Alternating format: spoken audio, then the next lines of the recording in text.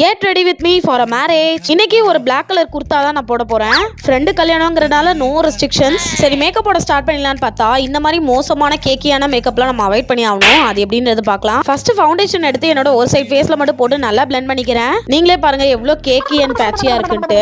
இன்னைக்கு ஃபேஸஸ் கண்டோட இந்த beach and cream tinted moisturiser தான் யூஸ் பண்ண போறோம். எவ்வளவு ஒரு லைட் வெயிட்டடா இருக்கு பாருங்க. அடுத்து என்னோட புஜுக்கு ஸ்பாஞ்ச் எடுத்து வார்ம் வாட்டர்ல நனைச்சு புளிஞ்சிட்டு அதுல ஃபேஸஸ் கண்டோட ஃபிக்சிங் ஸ்ப்ரே போட்டுக்கிறேன்.